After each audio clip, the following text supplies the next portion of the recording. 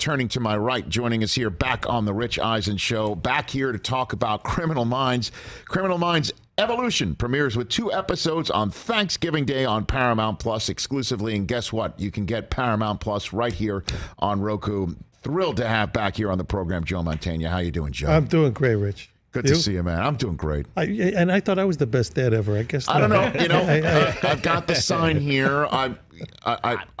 I feel like I am, but I don't discount your candidacy. Hopefully, I'm a close runner-up. That's all I can say. Yeah, we're neck and neck. We're neck and neck. How does that sound? I'll go for that. Hey, man. I guess when you were here to promote Criminal Minds the last time, I honestly thought next time I'd see you, you'd be promoting something else. But it's unbelievable. How does this show stay alive like it has? I don't know, but I don't look a gift horse in the mouth. You know what I mean? God bless it. It's we're back. I mean, 2.5 years we were away, and I put it to sleep. I've been doing my longest running character is Fat Tony on The Simpsons. I've been doing that for 31 years now, I think.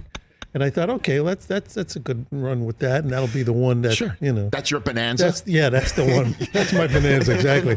But then all of a sudden we get the call saying, you know what, the syndication on Criminal Minds is, literally, I think the bulk of my fan mail comes from China and Germany and all these various places around the world. Mm-hmm. And I think it became apparent that the show really has legs all over the planet.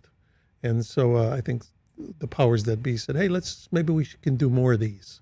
And so we are. Right. And so was this in a way fan driven where fans were like, let's do more of it? Or I think that certainly has to have a lot to do with it. I mean, let's face it. As you know, it's a business. And at the end of the day, the business people like to see that, there were a lot of eyes that are looking at these episodes. Right. And sometimes over and over and over I run in. And I think in a way, the whole COVID thing, I mean, around the world, in a way, kind of probably forced a lot of people to binge watch a lot of different things, and especially certain age groups and stuff like that. A lot of college age people, I think became, got into the show in a big way. I must have got about 150, 200 invitations to college girls' graduations. Is that right? Yeah. I mean, and they would often say, because of your show, we would binge watch it, and now I want to go into, that line of work, whether it's the FBI or law enforcement. Or David Rossi can give a graduation commencement address or something like that? I guess so, yeah. Fantastic. What was it like when the cast all got back together for the first time? What was that like? It was, it was like a family reunion. It was great. I mean, we all pretty much stayed in touch. Sure. It's a really tight group. We'd do these text threads and all that kind of stuff over the last couple of years. But it's been really, really great. And what's weird is we're back in the same studio. I mean, they rebuilt all the stuff, the jet and the this and the that. It's the same, but a little different, which is why it's evolution. I love it. Evolution. Yeah. Criminal Minds again, evolution. All right. So, you want to talk about your Bears right now? No. Well, I mean, no, because I think there's some positive. I'm seeing some positives here. No. Right? I mean, well, we'll see. Again, it's that whole, the quarterback thing. Will this be the guy? And I don't know. I mean, I still go back to, Zeke Bratkowski and Ed Brown. Right. So, and it's been a long journey since then, since I was a kid. Right. But, hey, the Bears are the Bears are the Bears. And, we still have, being a Cub fan and a Bears fan, it's the cross-eyed bear, So I have 85 for the Bears, and I have 2016 for the Cubs, and I'll live with that. How would the Swirsky clan? What would they think of Eberflus? What would they think of the name Eberflus? Yeah. What do you think of that? You make a meal with that one, don't you? Right, exactly. That was that. They wrote that original skit for me when I hosted Saturday Night Live back in '91. So 91. That skit is 91. And we did it as like they said, hey, he's from Chicago, so we do the skit and. We're talking like this, the Bears, and overhearing you guys over there, and I remember even I was giving Chris Farley tips on how to sound like he was from Chicago. He'd asked me. He says, "Well, how would you do it?" I said, "Well, Chris, you just got to do like this. I mean, turn your things into D's, and like that." And so he did a great job with that. But we had no idea it was going to be what it became. I mean, we did the skit that night, and then the next day. People were calling me from Chicago saying, hey, man, they've been playing this nonstop on the radio. And then the next time I go in Chicago, they had billboards that said, the Bears, the Cubs, the Sox, the Paul University. Everything was DePaul. Yeah. I never even thought about that. Yeah, they had DePaul University. So I said, okay, I guess this resonated with a lot Got of legs. people. You did it multiple times, right? I did it, yeah. Well, they would always ask me to come back. George Wendt did it quite a bit more than I did because George, he had finished with Cheers. He had, and so for him it was great to do something else. Sure. But I was in L.A. I was working at the time, and they would say, "Hey, we're doing the skit again this week. You want to come in?" I said, "Hey, I fly to New York just to go the Bears, for half an hour." Nah, but I did do another time. I happened to be in New York. I think when Danny DeVito was hosting, we did it. DeVito. Yeah, DeVito. So, but I'm happy to have been a part of that original kind of thing that created that whole. Did you ever run into Ditka? You ever run into him? Oh, yeah. And did he bring this up or no, not really? He's so unaware of that Ditka stuff. Ditka was Ditka. I mean, he was Hurricane Ditka, right? Oh yeah, we did. Which is better? I'm sorry, I don't do the bit with you right now, but go ahead. I'm sorry. Yeah, no. Ditka was like. We had done. They had actually created a movie version of that skit. Yeah. It was going to be a full-length movie, but then what would happen is Chris Farley passed away, and it was so much. He was so much a part of it that they thought, we're not going to. But what we did for charity is we did a version of it in Chicago live. Of the movie? Of the movie version. Just doing it. A table read? A table read. Sure. So we had Rob Smigel who created the thing, and myself and a few of the actors, and George Wendt and myself. And Ditka. So we had Ditka in because the basis of the movie was that it ended with we get a school bus and we jump into the Indianapolis 500. It was totally ridiculous. But Ditka was involved in the first one. But Ditka being Ditka, we were doing two performances, and the money was going to charity. We had Full House at this theater in Chicago. We take a break. We take the dinner break. Ditka doesn't show up after the dinner break. And then they figured out that he just kind of forgot that there was going to be a second show. Luckily, I think there was a pitcher for the White Sox that was in the audience at the second show. We drafted him to fill Ditka's slot. No kidding. Oh, yeah, but that was Mike. I mean, Mike was like, we talked to him later. It was like, oh, yeah, that's right. It was the second thing. Yeah, I was with the wife. We went out for a steak and whatever. But I loved him to death. And the perfect coach for the 85 Bears. For the perfect time, right? For perfect time. Sweetness, your favorite? Is he the favorite? Is he the best for you? God, yeah. I mean, he was, yeah. I mean, He's as special as it comes. Special as it comes, and the fact that he, and too bad he couldn't be around to, to celebrate his achievements now. But that's the Chicago way. You do it, and then you're out, and that's that. Joe Mantegna here on the Rich Eisen Show. So you have a podcast called Hollywood and Ivy. Is that what you're doing? Or a show you're doing? No, it's actually a show. It's on the Marquee channel, which handles the Cub games. It's called Hollywood and Ivy. What we do is I co-produce the show, and we interview celebrity Cub fans. So we've had people on it like Bob Odenkirk, Bonnie Hunt, Gary Sinise, Gary Cole. We got Bill Hader's going to be doing it. Vince Vaughn's going to do it. Jim Belushi's going to do it. We've got all these different guys lined up. Fantastic. So it's really interesting because they just talk about, just growing up being a Cub. I found out Bill Hader was a Cub fan. I did a couple episodes of Barry. You were great on that, well, man. Thank you. I love doing it. I was just one of those, what's Joe Mantegna doing on that? Not a stretch to play myself, though. It was okay. That's pretty good. But in talking to Bill, and he's, his company's even called something like Thunder Productions because he's, Oklahoma, City, the whole Oklahoma thing. Yeah. And I can relate to that because my father was actually born in Oklahoma. And I brought that up and we're talking. Then he said something to the effect of, but actually I'm a Cubs fan. I said, you're a Cubs fan? Then he explained to me that he grew up in Oklahoma, but only after his family had moved there and his dad being a Cubs fan from Chicago. So Bill's going to do the show because he's a obviously Oklahoma Thunder fan for basketball, but a big, huge Cubs fan for baseball. I assume you've done the seventh inning stretch, right? You've done the. Oh, I think Tom Dreesen and I we're kind of neck and neck for throwing out the first pitch and singing the seventh. He came in. When did Tom come in? During the summer, right? He came in during the summer. So, over the summer. The stories he told. Yeah, well, one of the maybe I've done it maybe let's say 12, 15 times, throwing out the first pitch, singing the seventh. The most memorable time for me is I did it for the game that Kerry Wood struck out 20 batters. Whoa. And that was just the luck of the draw. I happened to be in Chicago. The Cubs called and said, hey, you want to throw out the first pitch this week? I said, yeah, I'll do that Thursday game. And it turned out it was a little rainy. not many people there. Houston Astros, Cubs. Next thing you know, and I throw out the first pitch. Kerry Wood signs, dates the ball. Get out of here. Yeah.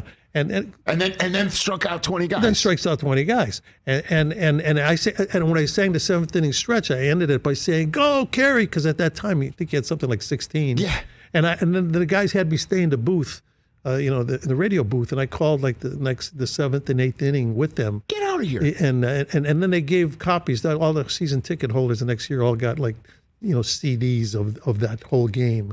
And so you can hear me out there going, 18, come on, Kerry, 19. Yeah.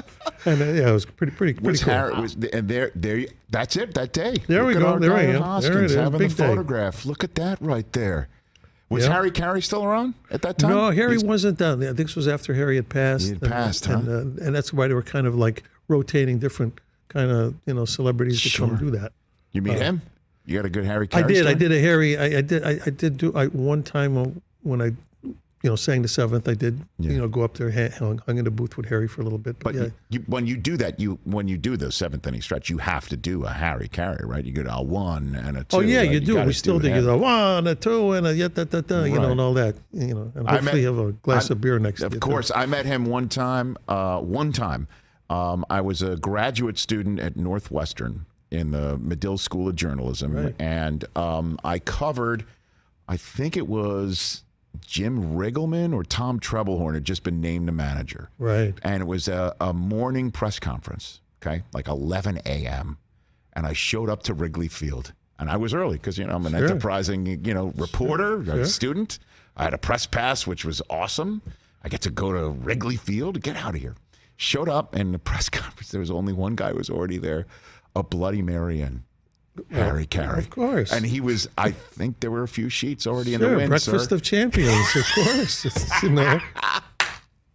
I love it. Fantastic. Joe Mantegna, I've got a couple more questions for you. Fat Tony, who is this based on here? What do we got?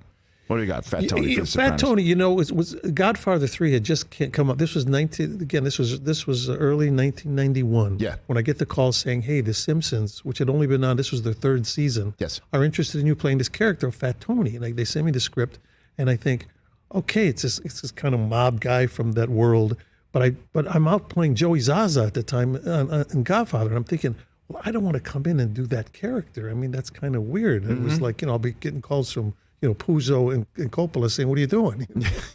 And I'm thinking, but I like the idea, and I love the way the character was written.